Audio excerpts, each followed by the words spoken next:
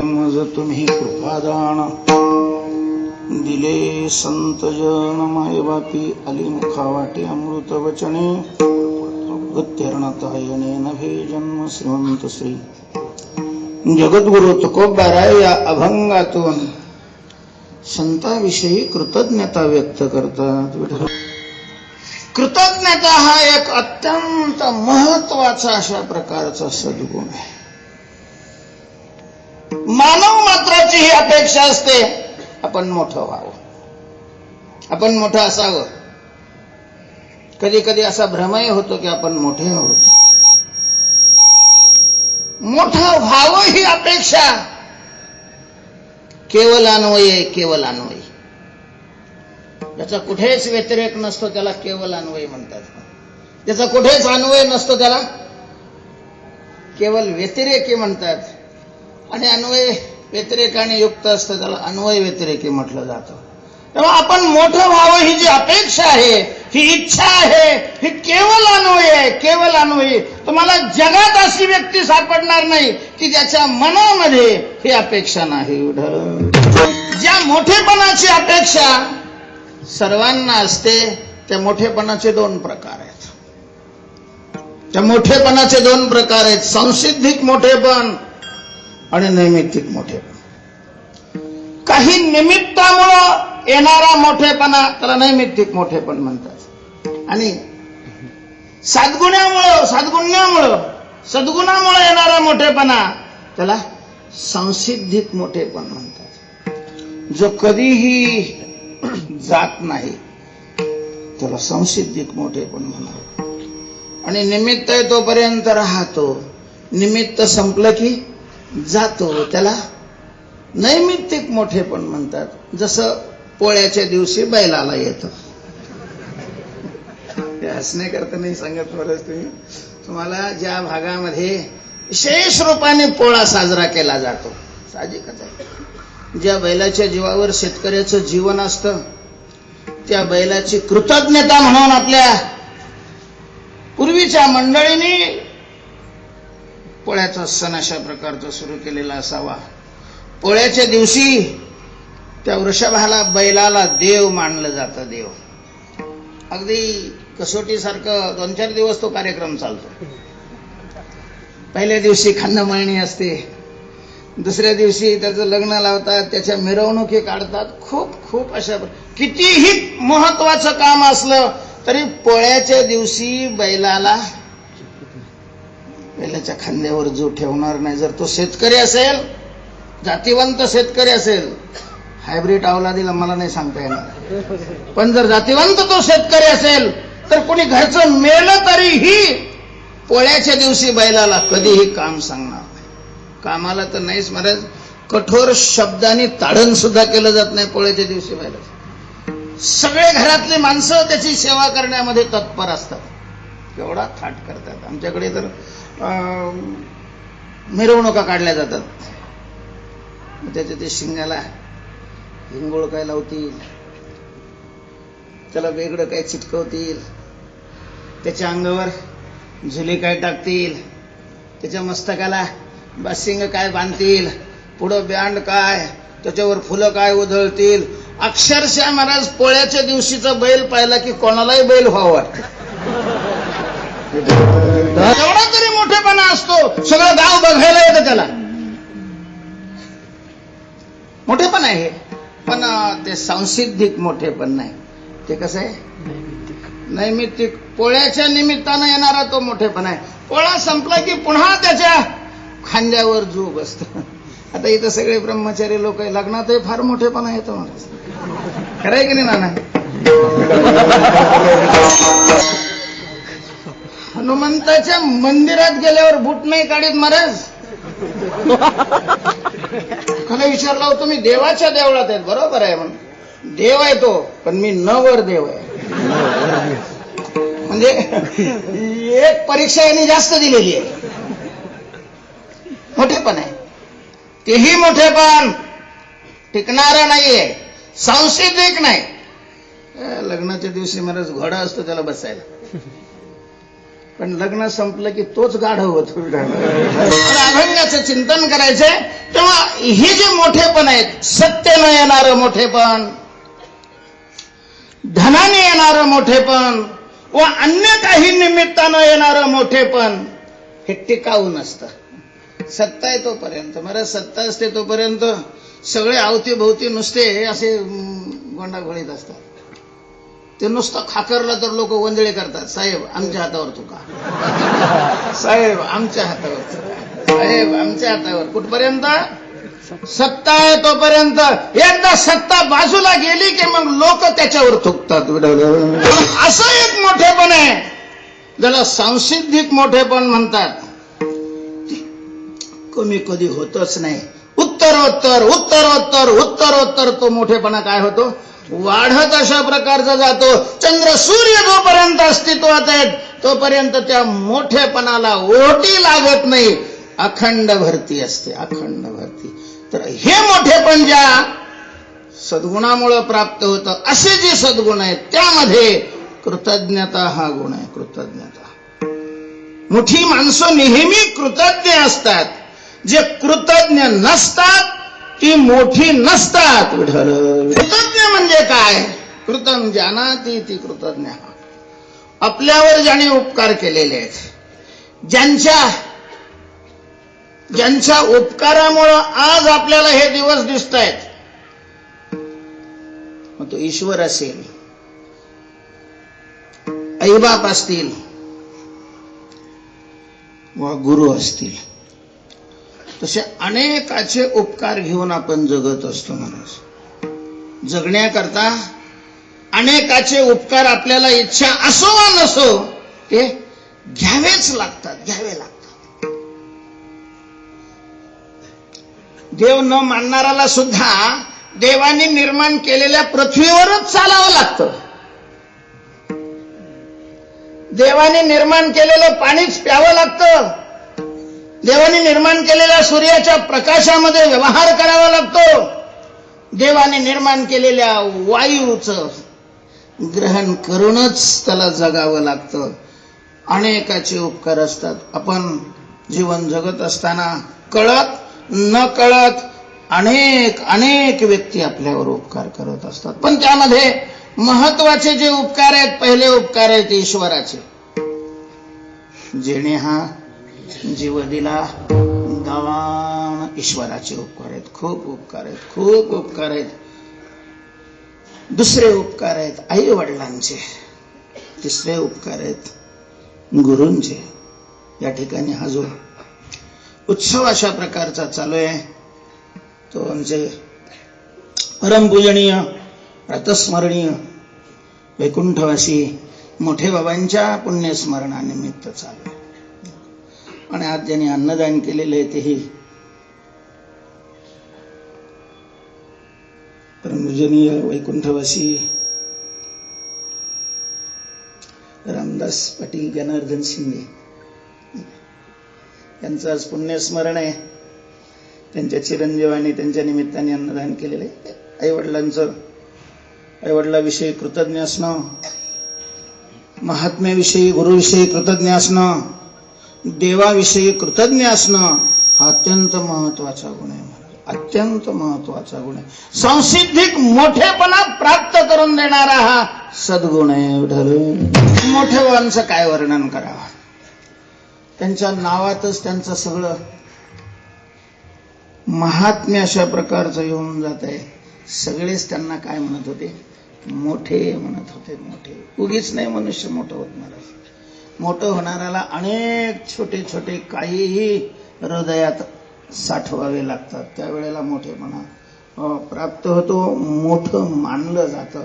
मला वाटतं त्याच्याविषयी बोललो तर आपल्या बोलण्याने, जसं ज्ञानोबाराय म्हणतात, 15.5 रजतवणी तैशी स्तुतीची बोलणी.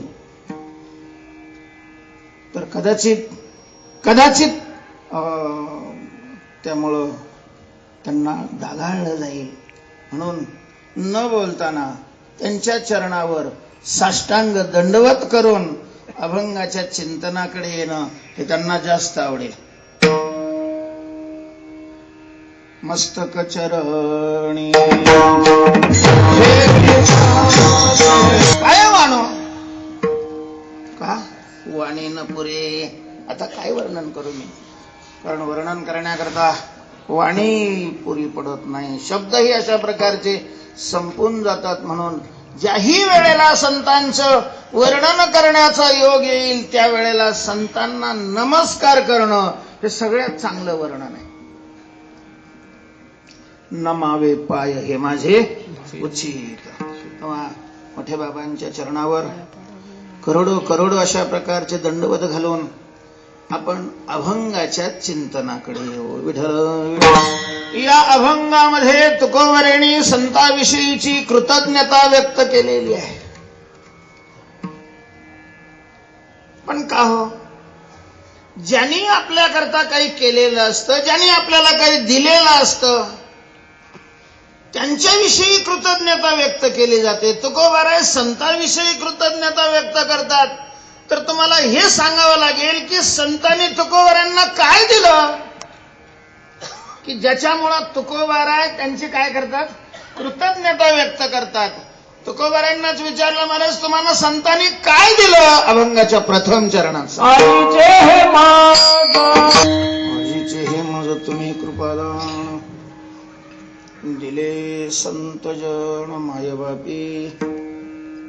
मायबापी संतजन तुम्ही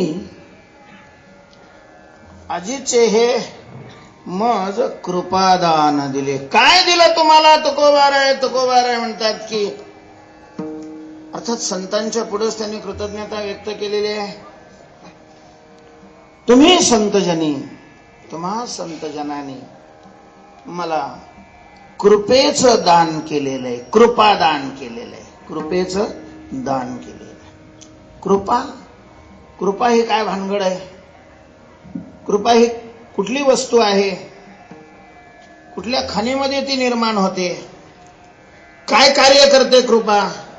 संतांनी आपल्याला जर कृपा दिली तर त्याचा आपल्याला काय फायदा आहे, कशामध्ये तिचा उपयोग केला जातो. स्वयंपाकामध्ये उपयोग केला जातो, नोकरीमध्ये उपयोग होतो, व्यापारामध्ये उपयोग होतो. काय फायदा काय आहे कृपेचा. तुकोबाराय म्हणतात की तुम्ही संतजनी आज कृपादान केले, मला कृपेचं दान केलेलं आहे. तेव्हा कृपा म्हणजे काय आहे आणि कृपेचा फायदा काय. कृपा ही एक शक्ती आहे. कृपा ही एक काय आहे, शक्ती आहे. शक्ती, शक्तीचे जे विविध प्रकार आहेत त्यामध्ये कृपा ही एक शक्ती आहे. एखादा मनुष्य आहे, त्याला 10 किलो उचलत नाही. 10 किलोचा बोजा असेल, धान्य असेल, दगड असेल, काही ओझं असेल, नाही हो मला नाही उचलत. आणि एखादा मनुष्य 100 किलो ओझं उचलतो. हो, त्यानं कसं काय उचललं. कसं उचललं त्याने, शक्तीने उचललं. त्याच्याजवळ तो बोझा उचलण्याची काय आहे, शक्ती आहे. शक्ती ही स्वरूपाने दिसत नसते.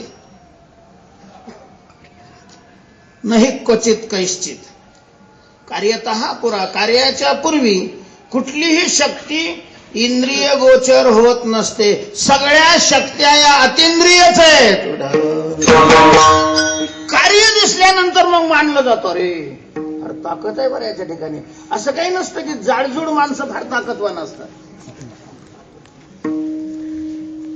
काही काही काटकोळी असं माणसं राहिलं, मला असं वाटतं की फुटलं की उडून जाईल. पोतं उचलतो, पोतं अख्खं पोतं एका माणसाने आमच्याकडे तारीचा लाईनीचा पोल एकट्याने उचलून खांद्यावर घेऊन आणला होता. तारीचा पोल. आणि म्हणजे ही पुराणातली गोष्ट नाही, कीर्तनातला दृष्टांत नाही, प्रत्यक्ष डोळ्याने पाहिलेलं. ही शक्ती आहे. जशी तशी कृपा ही शक्ती आहे. अचाट अशा प्रकारचं कार्य करण्याचं सामर्थ्य कृपेला आहे. कृपेला जगात अशक्य काहीच नाही. ज्ञानोबरेंनी 12व्या अध्यायाच्या आरंभी कृपारूपी शक्तीचं वर्णन केलेलं आहे. विषय वेळी मिठी निधल्या नुटी ताटी ते तुझी गुरु कृपा दृष्टी निर्विष होय तरी कवनाते ताप पोळी कैसे निवो शोक जाळी. ज्ञानोबाराय म्हणतात, जर कृपाशक्तीनं एखाद्याचा अंगीकार केला, कृपाशक्तीने आपलं पांघरून जर त्याच्यावर घातलं, कृपाशक्तीमध्ये जो बुडालेला आहे, तर ताप कवनाती पोळी, त्याला कसा ताप चटका देईल याच फिरवून अशा प्रकारचं जर आपण चिंतन केलं तरी कवनाते ताप न पोळी. जर कृपा झालेली नसेल संतांची, तर असं जगामध्ये कोण आहे की ज्याला ताप चटके देत नाही वा शोक जाळत नाही. मुंगीपासून ब्रह्मदेवापर्यंत, राजापासून रंकापर्यंत कोणीही असो, हे ताप त्याला सतत अधूनमधून काय करत असतात, चटके देतातच महाराज, चटके देतातच. आध्यात्मिक ताप असेल, आधी भौतिक ताप असेल, आधी दैविक ताप असेल किंवा शोक असेल. तुम्हाला असं वाटतं का की फार मोठ्या बंगल्यात राहणाऱ्या माणसाला सर्दी होत नाही? त्याला ते जास्त लवकर होते. सर्दी होणं हा चटकाच आहे. आध्यात्मिक तापाचा तो काय आहे, चटका आहे. वस्तूचा वियोग झाला की रडावं लागतं प्रत्येकाला, त्याला शोक अशा प्रकारचा म्हणतात.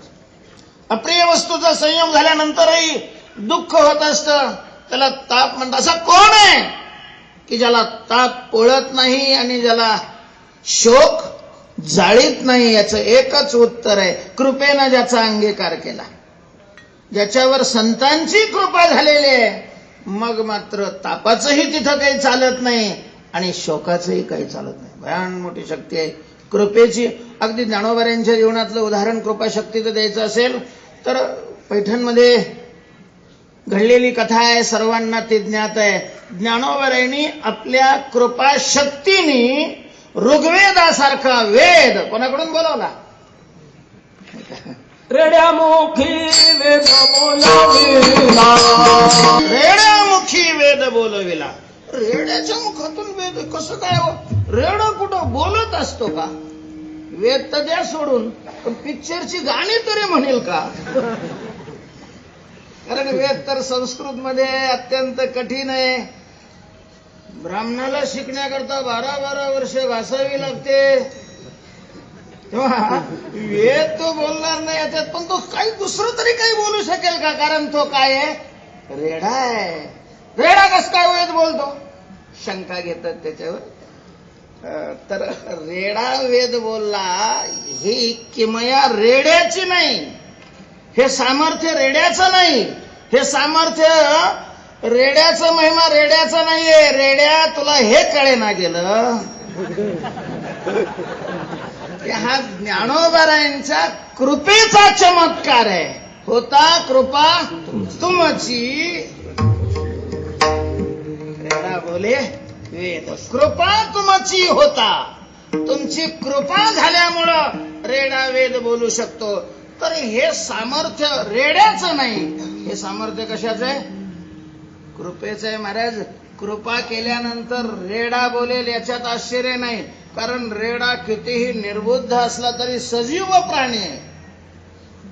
रेडा निर्बुद्ध असला तरी तो काय आहे, सजीव आहे. संतांच्या कृपेमध्ये अशी शक्ती आहे, असं सामर्थ्य आहे की निर्जीवाला ते बोलायला लावू शकतात. निर्जीवाला नेवासना आली म्हणून मूर्तीनाथ महाराज सोपान काका मुक्ताबाई. संध्याकाळची वेळ आणि एकदम पावसाला सुरुवात झाली. धावपळ झाली, माणसं आश्रयाला गेली. हेही एका घराच्या आश्रयाला गेली.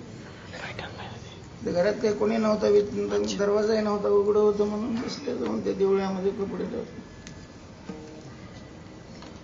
महाराजची मस्जिद होती. आता तो बाहेर गेलेला होता तिथला तो कोण पुजारी काय म्हणतात त्याला,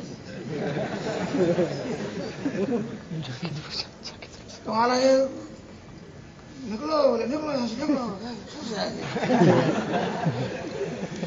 म्हणतात, अरे का बाबा जशी तुला आश्रय देते तशी आम्हालाही आश्रय देते. काय निघण्याचं कारण काय? आमची आहे असं कोणी सांगितलं होती तुमची? तिला विचार असं काय हो बोलेगी. सगळ्या गावात वार्ता पसरली, हे गाव जमलेलं इकडून काय तिकडून. देवाशाचं मला अजूनही तंगच वातावरण. ज्ञानोबारांनी तिला विचारलं, बाई तू कोणाचे आहेस? कोणाला विचारलंय? भिंतीला, रेड्याला नाही, भिंतीला. भिंत निर्जीव आहे, निर्जीव. रेडा सजीव आहे, भिंत निर्जीव आहे. आणि ती भिंत बोलते मी हिंदू की हूं. भिंतीची शक्ती नाही, भिंत चालली ही भिंतीची शक्ती नाही. रेडा बोलला रेड्याची शक्ती नाही, ती शक्ती कोणाची आहे? कृपेची शक्ती आहे. कृपेची, ज्ञानोबाऱ्यांच्या ठिकाणी असणारी कृपारूपी शक्ती. त्या शक्तीचं हे सगळं कार्य आहे. ते फक्त संत वा देव यांच्या ठिकाणी असते. कृपेशी स्वतंत्र जन्म नाही, कृपा उपजे साधूचे ठाई. जेथ उपजे तो साधू पाही. नाथ महाराज लिहितात की कृपेला स्वतंत्र जन्म नाही, कृपा ही साधूच्या ठिकाणी निर्माण होत असते. अर्थात साधू झाल्यानंतर ही शक्ती प्राप्त होते. साधू म्हणजे ओरिजिनल. या कृपा शक्तीला काहीच अशक्य नाही ना. प्रत्येक संतांच्या जीवनामध्ये अशा घटना घडलेल्या आहेत की त्या कृपारूपी शक्तीने त्यांचं कार्य दाखवलेलं आहे संतांनी. नाथ महाराजांच्या जीवनामध्ये नाथ महाराजांनी शेवटचा ग्रंथ लिहायला घेतलेला आहे. नाथ महाराजा इतकं वाङ्मय महाराष्ट्रातल्या कुठल्याही संतांनी लिहिलं नाही. आज उपलब्ध नाही. आज जे उपलब्ध वाङ्मय आहे त्यामध्ये सगळ्यात जास्त कोणाचं उपलब्ध आहे? नाथ महाराजांचं उपलब्ध. रामायण लिहायला घेतलेलं आहे. मी मार्ग रामायण झालंय आणि नाथ महाराज सांगायला लागले की आता आम्ही नाही राहणार, आम्ही जीवायची वेळ आलेली आहे, मी जाणार. लोक म्हणे तुम्ही जाणार? हो मी जाणार. आणि राहिलेलं कोण लिहिणार? तुम्ही जाणार आणि राहिलेलं कोण लिहिणार आहे? नाथ महाराज म्हणतात राहिलेलं गावोबा लिहिल ना.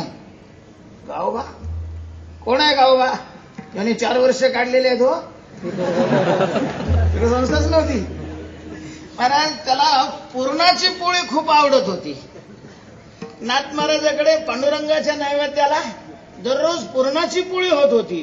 केवळ पुरणपोळी करता तो राहिलेला, पगार सुद्धा नाही मागितलं त्यांनी कधी.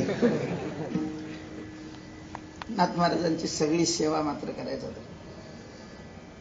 असा तो गावबा. आणि नाथ महाराजांनी सांगितलं त्याच्याकडे पाहिलं तो राहिलेलं रामायण गावबाने लिहिलेलं आहे. मराठी व्याकरण नाही. स्वर कशाला म्हणतात आणि व्यंजन कशाला म्हणतात काहीच माहिती नाही आणि त्यांनी रामायण लिहिलं. हा त्याचा महिमा नाहीये. कशाचा महिमा आहे? कृपाशक्तीचा. अरे संतांच्या ठिकाणी असणारी ही कृपाशक्ती, या कृपाशक्तीला काहीही अशक्य नाही. काहीही अशक्य. एकाची शाटी तपिन्नली, एके सृष्टीवरी सृष्टी केली, एकी पाषाणी पाहुणी उतरली, समुद्री कटके. अशा प्रकारची कृपारूपी ही शक्ती आहे. ही शक्ती संतांच्या ठिकाणी असते. आणि तुकोबाराय म्हणतात संतांनी मला या कृपाशक्तीचं दान दिले. परमार्थामध्ये संतांच्या कृपेची नितांत गरज आहे. परमार्थाचे मुख्य 2 टप्पे आहेत. साधनावर आरूढ होणं पहिला टप्पा आहे आणि साध्य प्राप्त होणं हा दुसरा टप्पा आहे. साधनावर आरूढ होण्याकरताही संतांची कृपा लागते आणि साध्य प्राप्त होण्याकरताही संतांची कृपा लागते. म्हणून संतांच्या कृपेचे 2 प्रकार केलेले आहेत, साधन कृपा आणि साध्य कृपा. कृपया केली संतजनी माझी अलंकारिली वाणी, प्रीत हे लाविली कीर्तनी तुका चरणी लोळत असे. साधन कृपा आहे.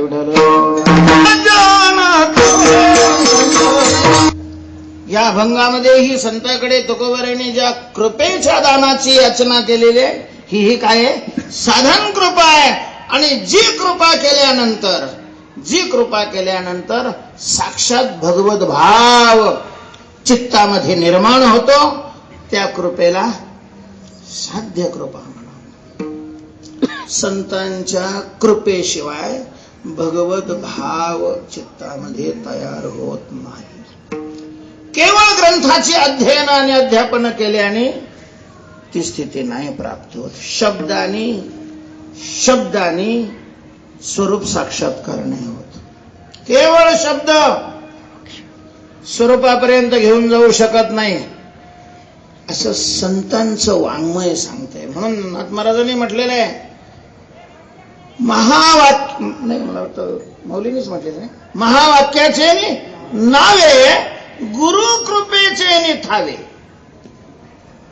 महावाक्याला पुढं करून त्याच्या पाठीमागे जर गुरूंची कृपा असेल, संतांची कृपा असेल, ज्ञानोबराई गुरु कृपा म्हणतात. तुकाराम महाराजांनी बहुतेक कटाक्षाने हा गुरु शब्द टाळलेलाच आहे. जिथं गुरु शब्दाचं कार्य सांगायचंय तिथं तुकोबरायांनी संत शब्द वापरलेला आहे. काय तुकाराम महाराजांच्या डोक्यामध्ये या गुरु नावाविषयी प्रतिकूलता निर्माण झालेली होती काय माहिती. पण तुकाराम महाराज म्हणतात, हे गुरु शिष्य पण आहे ना, हे तिकडं गुखाडीला गेलेलं चांगलं. तो का म्हणे,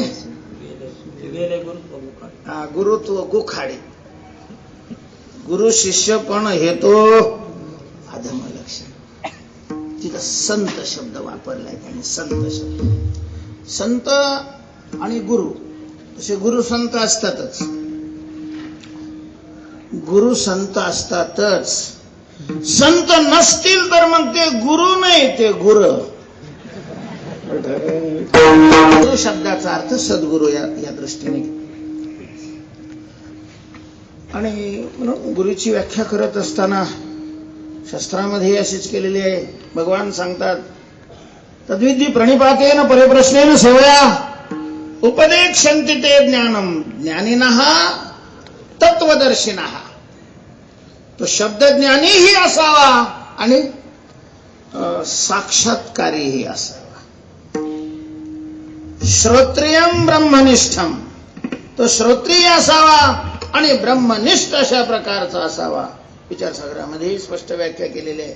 श्रोत्रिय, ब्रह्मनिष्ठ आणि कृपाळू हे तिन्ही गुण ज्यांच्या ठिकाणी असतात त्यांना गुरु म्हटलं जातं. हे गुरुचं लक्ष आहे. आणि ब्रह्मनिष्ठ असणं हे संताचं लक्ष नाही. म्हणजे संत असल्याशिवाय सद्गुरु पदाला कोणीही प्राप्त होऊ शकत नाही. पण संत हा सामान्य शब्द आहे, गुरु हा विशेष शब्द आहे. कारण शिष्याच्या सापेक्ष गुरु असतो. एखादा गुरु असेल तर तो शिष्याकरता गुरु असतो, इतराकरता तो संत असतो. ज्यावेळेला आपण शिष्याची भूमिका घेऊ त्यावेळेला ते काय असतात, गुरु असतात. आणि आपण सामान्य व्यक्तीची भूमिका घेतली त्यावेळेला ते संत असतात. तेव्हा महावाक्याचे नावे गुरु कृपेचे थावे. भगवंतांनी अर्जुनाला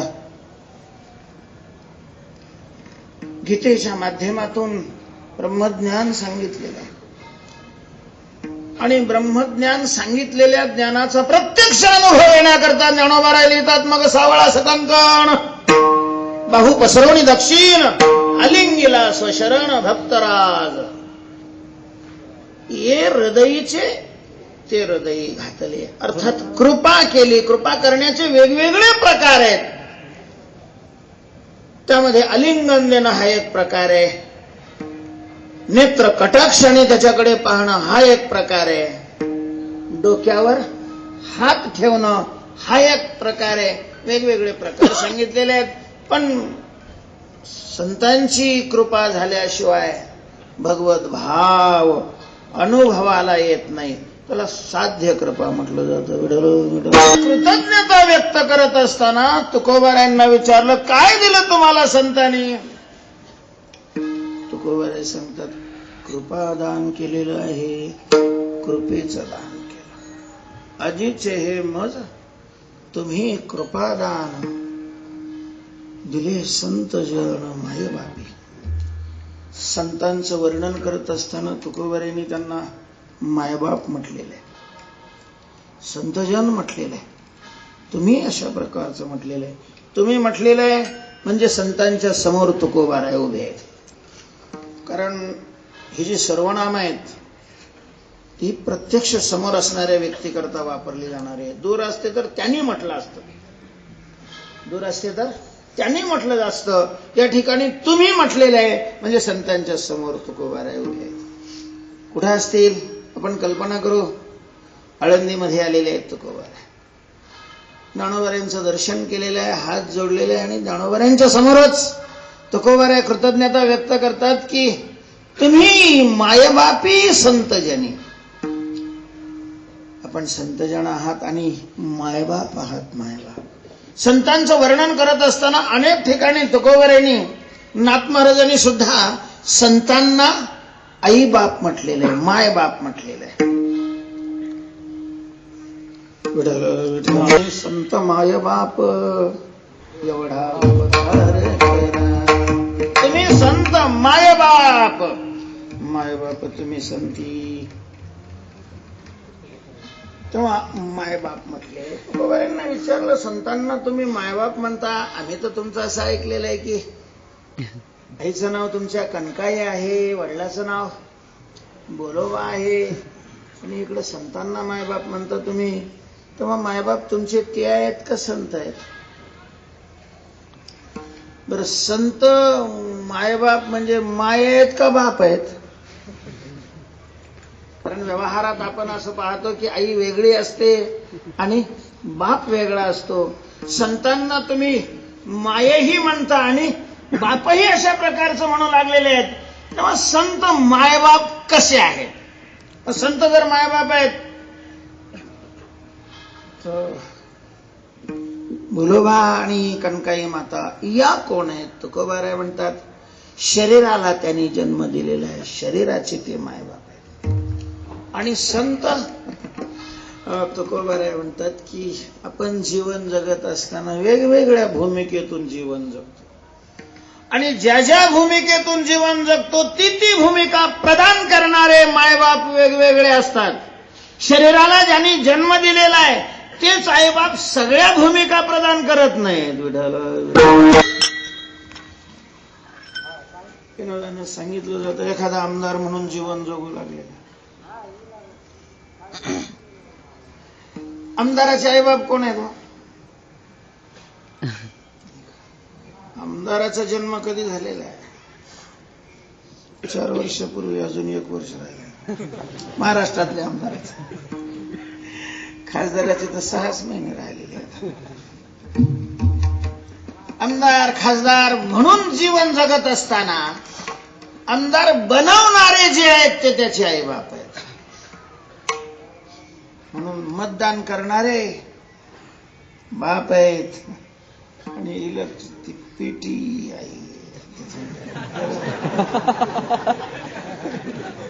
शिक्षक म्हणून जीवन जगत असेल तर शाळा त्याची काय असते? आई असते. शिकवणारे शिक्षक बाप असते. तसं साधक म्हणून ज्या वेळेला आपण जीवन जगतो, हभप म्हणून जीवन जगतो, त्यावेळेला साधकत्वाची उत्पत्ती शरीराला ज्याने जन्म दिलेला आहे त्यांनी केलेली नसते. माणसाच्या ठिकाणी साधकपणा निर्माण होतो हा संतांच्यामुळे होतो. बैसता संतांचे संगती कळो आले कमलापती, आपुली कोणीच नव्हती निश्चय चित्ती दृढ झाला. म्हणून साधकत्वाचा जन्म देणारे कोण आहेत? संत आई बाप आहेत. संत म्हणून साधका तू माऊली पिके सरस्वत तुझी या पाऊली, या कारणे मी सावली नसंडी तुझी ज्ञानराज माझी.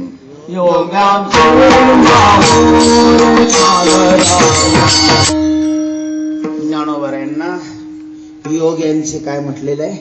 माऊली म्हटलंय. माऊली का? तर ज्ञानोबारायांनी अनेक साधकांना जन्म दिला. व्यक्तीच्या ठिकाणी असणारे विचार ज्या वेळेला साधकीय विचार म्हणतात त्यावेळेला तो साधक म्हटला जातो. साधक कधी म्हटलं जातं माणसाला? निषिद्ध कर्म करायला लागल्यानंतर. साधक त्यावेळेला म्हटलं जातं की ज्या वेळेला त्याच्या हे लक्षात येतं की सुख स्वरूप परमात्मा आहे. परमात्मा सुखरूप आहे. परमात्म्याशिवाय अन्य कुठल्याही वस्तूमध्ये सुख नाही. आणि म्हणून सुखी व्हायचं असेल तर अन्य वस्तूच्या मागे न लागता भगवत प्राप्ती करून घेणं हे आपलं कर्तव्य आहे. असा ठाम निश्चय ज्याचा झालेला असतो आणि त्या निश्चयाच्या परिपूर्ती करता साधनावर जो आरूढ आहे त्याला काय म्हटलं जातं? साधक. आणि अशा प्रकारचा साधक संतांच्या वाक्याने निर्माण होत असतो. म्हणून ज्ञानोबारायांना काय म्हटलेलं आहे? माऊली. सगळं जग माऊली माऊली माऊली, सगळेच माऊली. दिंडी निघाली, पालखी निघाली का म्हणजे टाळकरीच माऊली म्हणतात असं नाही. म्हणतात की नाही हा प्रश्न बी वेगळाच आहे म्हणून. दुसरे तर नक्कीच म्हणतात, सगळेच म्हणतात. नाही माऊलीच्या नावाचा घोष अशा प्रकारचा केला जातो. सगळं असमंत दुमदुमून अशा प्रकारचा माऊली माऊली माऊली माऊली. का माऊली? साधकत्वाला जन्म दिलेला आहे म्हणून माऊली.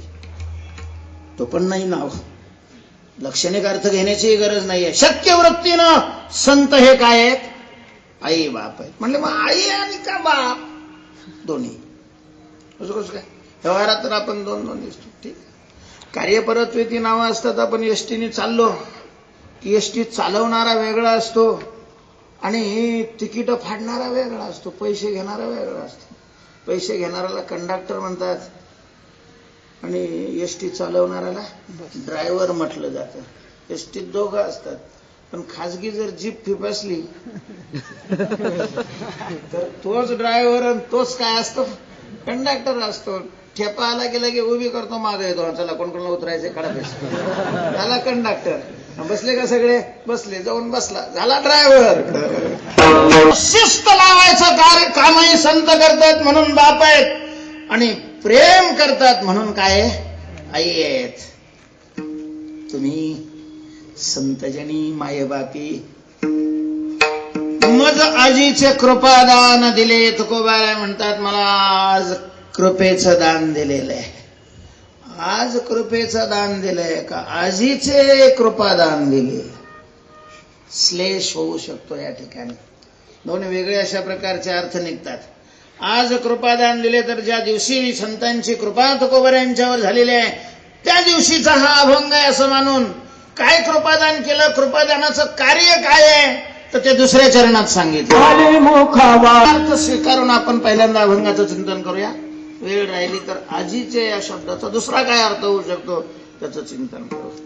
तुकोबाराय म्हणतात की आज मायबाप असणारे तुम्ही संतजन, तुम्ही मला हे कृपेचं दान केल्यामुळं काय झालं? तसं त्या रेड्याच्या मुखातून वेदाची अक्षरं बाहेर पडली, तसा या रेड्याच्या मुखातून आली मुखा वाटे अमृत वचने. अमृत वचने मुखा वाटे आली. अमृत वचन तोंडातून अशा प्रकारचं बाहेर पडू लागलेलं आहे. अमृत वचन तोंडातून बाहेर पडलं, संतांच्या कृपेमुळं पडलं. तुकोबाराय म्हणतात हा संतांनी माझ्यावर कृपा केली आणि म्हणून माझ्या मुखातून अमृत वचन बाहेर आलं. अमृत वचन बाहेर आलं म्हणजे नेमकं काय? वचन म्हणजे शब्द, वाक्याला वचन म्हणतात किंवा शब्दाला वचन म्हटलं. आपल्या तोंडातून जे ध्वनी बाहेर पडतात वर्णात्मक त्याला वचन अशा प्रकारचं म्हटलं. तुकोबारायने त्याला अमृत शब्द म्हणजे विशेषण दिलेलं आहे. वचनाला अमृत म्हटलेलं आहे. अमृत शब्दाचा अर्थ काय आहे? अमृत शब्दाचे दोन अर्थ आहेत, म्हणजे अमृताचा गुण आणि अमृताचं कार्य. अमृताचा गुण, अमृत अत्यंत गोड आहे. अमृत काय आहे? गोड आहे. असं संत वाङ्मयावरून लक्षात येतं, कारण आपल्याला कुठं प्यायला मिळालं ते. आपण इथे आहे ते वरती आहे. अमृताची कोठारे धर्मशाळेत नाही, स्वर्गातलं वर्णन आहे आणि आपण काही स्वर्गात गेलेलो नाही. त्याच्यामुळं ते गोड आहे की कडू आहे की आंबट आहे की तिखट आहे याची चव आपल्याला माहिती नाही, पण जे स्वर्गातच राहतात आणि स्वर्गातून इथं आलेले आहे ते सांगतात की भगवंताचं नाम अमृतापेक्षा काय आहे, गोड आहे. याच्यावरून अमृत गोड आहे हे सिद्ध होतं. जीव हे गोड तीन, अक्षराचा रस अमृत जयास फिके पुढे, जयास पुढे अमृत फिके, ज्याच्या गोडी पुढं अमृत सुद्धा फिक्क वाटावं एवढं गोड अशा प्रकारचं नाम आहे असं तुकोबारायांनी नामाचं वर्णन करत असताना म्हटलेलं आहे. म्हणजे अमृत गोड आहे हा त्याचा सरळ सरळ अर्थ आहे. त्या अमृतापेक्षा नाम गोड असल्यामुळं ते अमृत काय वाटतं, फिक्क वाटतं. अमृत गोड आहे. आणि चहाच्या टपऱ्यावरही लिहिलेलं असतं अमृत तुल्य, त्यावरूनही अमृत गोड असेल असा अनुमान करायला काही हरकत नाही. तेव्हा अमृत गोड आहे. अमृत कसं आहे, गोड आहे. सगळ्या रसाचा अर्क म्हणजे अमृत आहे. अमृत रस स्वादिनी रस सकळ, अमृताचा स्वाद ज्याने घेतलेला आहे त्यांनी सगळे रस चाखल्यासारखं होतं, कारण अमृत सगळ्या रसाचा अर्क आहे, गोड आहे. हा त्याचा गुण झाला. आणि कार्य आहे अमृत प्राशन जो करतो अमृत त्याला अमर बनवतं. अमर मुखातून बाहेर पडणाऱ्या वचनाला अमृत अशा प्रकारचं म्हणतात. मग गुण दृष्टीनं ते अमृत आहे की कार्यदृष्टीनं अमृत आहे. तुकोबाराय तुमच्या मुखातून बाहेर पडलेलं जे वचन आहे त्याला तुम्ही अमृत म्हटलेलं आहे, तर गुणत्वावच्छेदकाने ते अमृत आहे की कार्यत्वावच्छेदकाने अमृत आहे. अर्थात तुमच्या मुखातून बाहेर पडलेलं वचन हे अमर बनवणार आहे म्हणून तुम्ही त्याला अमृत म्हणवता, की गोड लागतं म्हणून अमृत म्हणवता. तुकोबाराय म्हणतात दोन्ही अवच्छेदकाने ते अमृत आहे. बरं, संतांची ज्याच्यावर कृपा होते, संतांची ज्याच्यावर कृपा होते त्याच्या मुखातून बाहेर पडलेले शब्द नुसतेच ऐकत राहावे वाटतात, नुसते ऐकत राहावे वाटतात. ज्ञानोबाराय लिहितात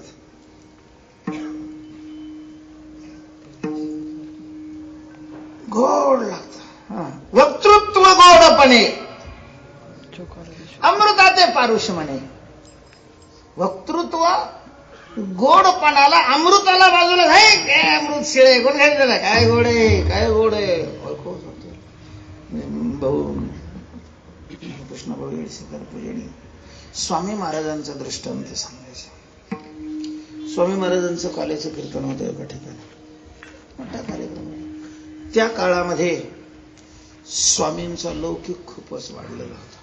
स्वामींचं कीर्तन म्हटलं की 50 कोसावरून भाविक लोक कीर्तन श्रवण करायला यायचे. खूप पूर्वीच्या काळामध्ये कीर्तन भजनाचा प्रचार नामदेवरायांनी केला आणि अलीकडच्या काळामध्ये स्वामींनी केला. महाराज स्वामींनी असा सगळा महाराष्ट्र ढळून टाकला. त्यांचं काल्याचं कीर्तन 9 ते 11 वेळ आणि सगळे वेळेवर आले. स्वामी आले पण समाज खूपच जमला. काल्याच्या कीर्तनाच्या दिवशी प्रसादाचं महत्व राहतं. ज्यांच्याकडे कार्यक्रम त्यांनी समाज पाहिला, त्यांनी धरला कमी स्वयंपाक केलेला आणि अचानक समाज वाढला.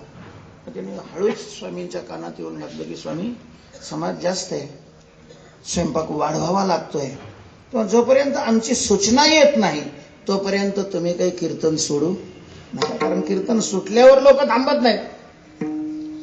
ठीक आहे. 9 ते 11 कीर्तनाची वेळ, कीर्तन सुरू झालेलं आहे, समाज तटस्थ बसलेला आहे. स्वामींचं वक्तृत्व नाही आपल्याला ऐकायला मिळालं, पण लोक सांगतात.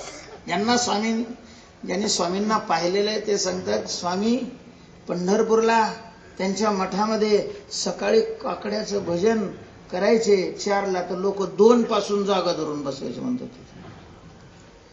स्वामीने विना घेतला आणि नुसतं लोक लगेच डोलायला लागायचे. मी झोपेत नाही. अशा प्रकारचं कीर्तन सुरू झालेलं आहे. 11ला तर नाही स्वयंपाक आटोपला, पण 11:30ला स्वयंपाक आटोपला. आणि मग त्यांनी एक माणूस पाठवला की हळूच स्वामींच्या कानात जाऊन सांग की स्वयंपाक आटपलेला आहे. कीर्तन संपव नको म्हणू, फक्त काय सांग, स्वयंपाक आटपलेला आहे म्हणून सांग. तो आला महाराज. स्वामीपर्यंत जायला तर त्याला काय नव्हती, जागाच नव्हती. पण तो ऐकायला 2-4 वाक्य ऐकलं. ऐकल्यानंतर आपण काही सांगायला आलोय हे विसरून गेला. तो तसंच ऐकत राहिला. 12 वाजले तरी कीर्तन संपेना गेलं. त्याला म्हटलं ह्यांनी सांगितलं की नाही. दुसरा माणूस पाठवला. बरं तो आला. तोही 1 वाजेपर्यंत कीर्तन चालू. 9ला सुरू झालेलं. कोणालाच काळ वेळाची काही नाही आठवण. शेवटी 1 वाजता तो आला आणि त्याने विचार, अरे तू सांगितलं ते म्हणे विसरूनच गेला. याला म्हणतात वक्तृत्व गोडपणे, नाहीतर काहींचं वक्तृत्व असणं. त्याने अभंग घेतलं की लोक घड्याळाकडे पाहत. त्या दिवशी अक्षरशः घड्याळही शत्रू बनतं माणसाचं. असं वाटतं की दगड घ्यावा आणि फोडावं, पुढं सरकत नाही. त्या प्रकारचं वक्तृत्व त्याला प्राप्त होतं ज्याच्यावर संतांची कृपा आहे. आले मुखा वाटे अमृत वचने एक. किंवा साधन कृपा संतांनी केलेली आहे आणि तुकोबऱ्यांच्या मुखातून भगवंताचं नाव तोंडात येण्याकरताही संतांची कृपाच लागते. आणि हा तर आपल्या सगळ्यांचा अनुभव आहे. कीर्तनात आपण येऊन बसून सुद्धा नामस्मरण नाही करत. नाम गोडही आहे आणि नाम अमर बनवणारही आहे. नाम घेता वाया गेला ऐसा कोण ऐकला. पण ते नाम मुखातून अखंड येण्याकरता संतांची कृपा आवश्यक आहे. संतांच्या कृपेशिवाय ते मुखात येत नाही. तुकोबाऱ्यांच्या मुखातून ज्या वेळेला नामाची गंगा वाहू लागलेली आहे, गंगा, तुकोबाऱ्या म्हणतात नाम ओघमुखी चालीला प्रवाह, चालीला प्रवाह नाम ओघलवला. गणोबरे लिहितात जयाची वाची पुढं भोजी अखंड नाम नाचत असे माझे जे जन्म सहस्री ओळखीचे. एकदा तोंडातून येण्याकरता 1000 जन्म पुण्य करावं लागतं. त्यावेळेला एखाद्या वेळेला तोंडातून येतं ते नाम. ज्या वेळेला ओघासारखं वाणीतून बाहेर पडत असेल, समजावं की आपल्यावर कोणीतरी संतांनी काय केले, कृपा केलेली आहे. आले मुखा वाटे अमृत वचने चरणाता येणे नहे जन्म.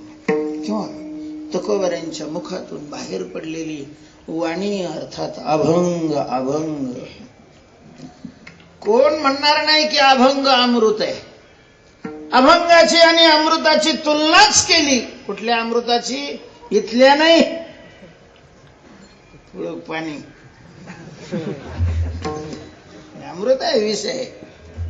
स्वर्गातलं अमृत एका पारड्यात टाकलेलं आहे आणि दुसऱ्या पारड्यामध्ये तुकोबाऱ्यांचा अभंग टाकलाय. अभंग मार्ग स्वर्गातल्या अमृताचं वर्णन ज्ञानोबाऱ्यांनीच केलेलं आहे.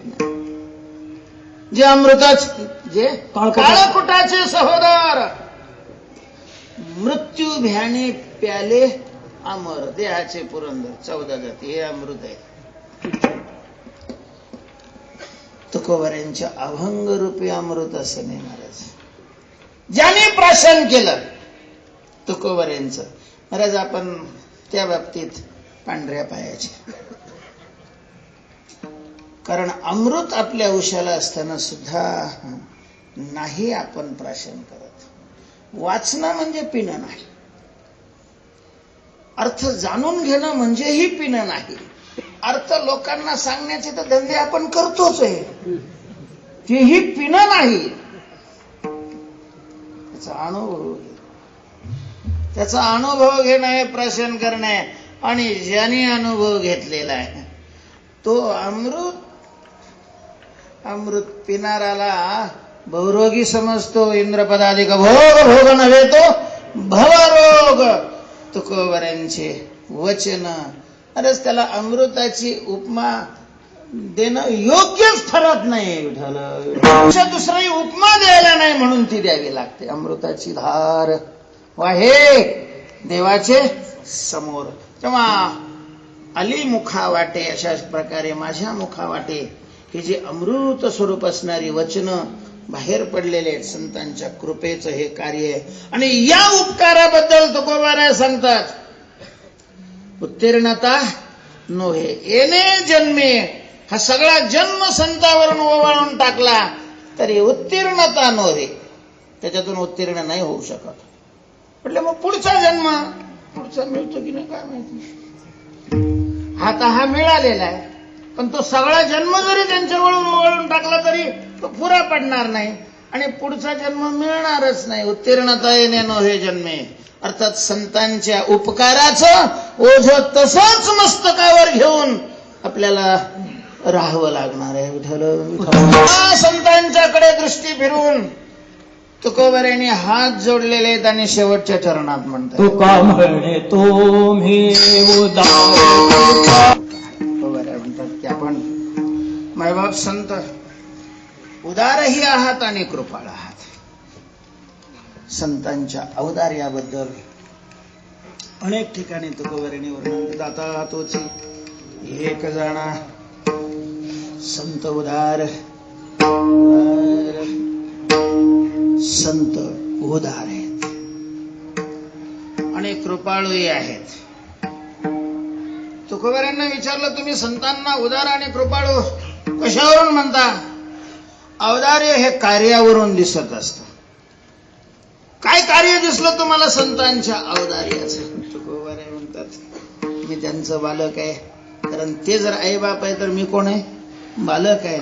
आणि बालक असणारा जो मी, त्या मला कौतुकाने त्याने काय केलेलं आहे? शृंगारिले. शृंगारिले बाळ कौतुके. शृंगार घातलेत माझ्या अंगावर, दागिने घातलेले आहेत माझ्या अंगावर. शृंगार दागिने ज्याच्यामुळं त्या व्यक्तीला, त्या वस्तूला, त्या शोभा प्राप्त होते. त्याला काय म्हणतात? शृंगार. अशा प्रकारचं म्हणतात शृंगार. माणूस असा उघडा असला जर बघितला ना तर काही काही माणसाचं म्हणजे लांबून जर पाहिलं, स्पष्ट प्रकाश नसला किंवा याचा चष्मा विसरलेला असला तर त्याच्या लक्षातच येत नाही की बांबू रवलेली आहे का माणूस.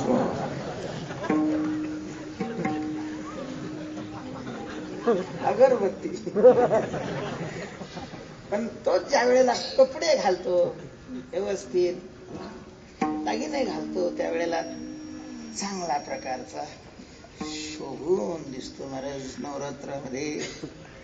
नवरात्रामध्ये पांडुरंगाच्या दर्शनाला फार गर्दी असते, विशेष म्हणजे गावातल्या लोकांची, आणि तीही पुरुषापेक्षा महिलांची तुफान गर्दी असते. त्यांच्याच गावात देव आहे, मग आताच कसं काय? नवरात्रामध्ये देवाला काय केला जातो? शृंगार चढवला जातो. खूप दागिने अशा प्रकारचे घातले जातात. पण मग हे दागिने पाहायला जातात का? दागिने नाही, दागिने घातल्यावर देव कसा दिसतो हे अशा प्रकारे. दागिन्यामुळं सौंदर्यामध्ये, शृंगारामुळं सौंदर्यामध्ये भर पडते. तसा साधू सुंदर पारमार्थिक मनुष्य ज्या सौंदर्यामुळं सुंदर परमार्थ क्षेत्रामध्ये दिसतो. संसारिक माणसाचे दागिने वेगळे, संसारिक माणसाचा शृंगार वेगळा, आणि साधकाचा, परमार्थिक माणसाचा शृंगार, परमार्थिक माणसाचे दागिने वेगळे आहेत. श्रीमंताई असेल, एकुलतं एक मूल असेल आणि दिवाळीचा सण आहे, मग पाहू त्या आईकडे म्हणजे सगळं लक्ष मुलाकडे असतं.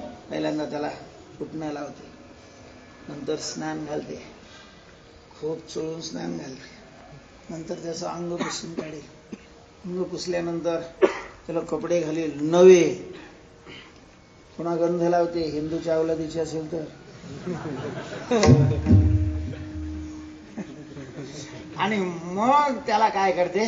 शृंगार चढवते. महाराज इतकं सुंदर बनवते, इतकं सुंदर बनवते की पाहिल्यानंतर कोणालाही वाटतं त्याला उचलावून त्याचा मुक्का घ्यावा. दृष्ट लागू नये म्हणून पुन्हा गालाला थोडासा काजळाचा टिपका लावायचे आणि काय करते? नुसतं त्याच्याकडे पाहते आणि स्वतःच संतुष्ट होते, स्वतः आनंदित होते.